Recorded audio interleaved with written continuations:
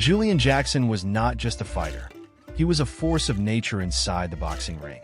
Born on September 12, 1960, in the U.S. Virgin Islands, Jackson carved out a legacy that would be remembered for generations. Across a career spanning nearly 2 decades, he reigned as a 3-time world champion in 2 weight classes, seizing the WBA super welterweight title, 1987 to 1990, and twice holding the WBC middleweight belt, 1990 to 1995. What set Jackson apart was his extraordinary punching power, a devastating weapon that earned him an astonishing 89% knockout-to-win ratio. His thunderous fists paved his reputation as one of the hardest hitters in boxing history, earning him a spot at number 25 on the Ring magazine's 2003 list of the 100 greatest punchers. In 2019, his contributions to the sport were immortalized with his induction into the International Boxing Hall of Fame.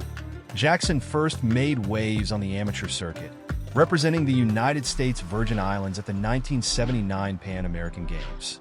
Although he suffered an early defeat to Jose Barrett of the Dominican Republic, he soon turned professional in 1981, setting the stage for his meteoric rise. Many of his early bouts took place in Puerto Rico, where he honed his skills and earned a title shot against the undefeated WBA super welterweight champion Mike McCallum in 1986. Jackson started strong, staggering McCallum in the opening round, but the champion roared back, overwhelming him with a relentless attack that ended the fight in the second round. Undeterred, Jackson rebounded spectacularly. With McCallum moving up in weight, Jackson seized the vacant WBA super welterweight title in November 1987 by demolishing Korea's Baek In-chul in just 3 rounds. He then defended his belt in dominant fashion, delivering emphatic knockouts against former IBF titleholder Buster Drayton, Francisco de Jesus, and future 3-time champion Terry Norris, all put away with a single concussive punch. Seeking new challenges, Jackson vacated his title and moved up to the middleweight division, setting the stage for one of the most iconic knockouts in boxing history. On November 24, 1990, Jackson squared off against the elusive and highly skilled Harold Bomber Graham for the vacant WBC middleweight championship.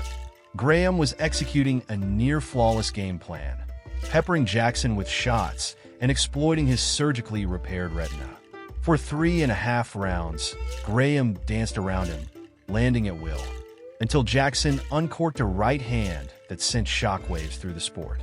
Graham was out cold before he hit the mat, remaining motionless for a tense 5 minutes before regaining consciousness.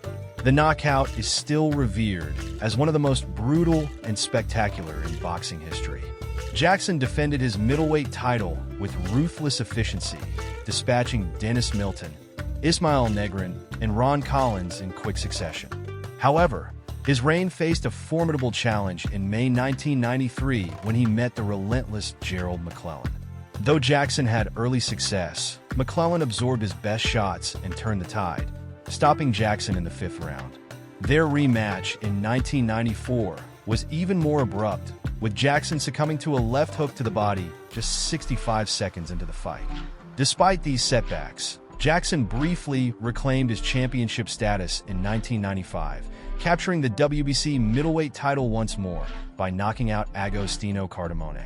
However, his second reign was short-lived, as Quincy Taylor ended it in his first defense.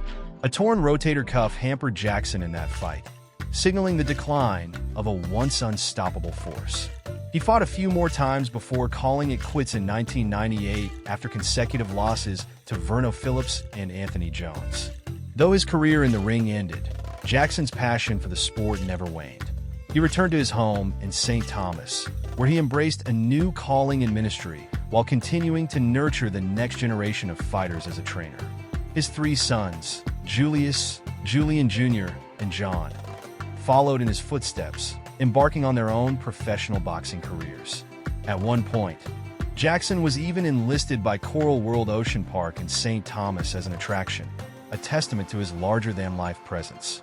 Julian Jackson's legacy is not merely defined by titles or knockout reels, but by the awe he inspired whenever he stepped into the ring. His name remains etched in the annals of boxing history, not just as a champion, but as an artist of destruction, one whose fists wrote poetry with every thunderous blow. Even in retirement, his influence continues to ripple through the sport, a reminder that true power is not just in how hard one hits, but in the indelible impact left behind.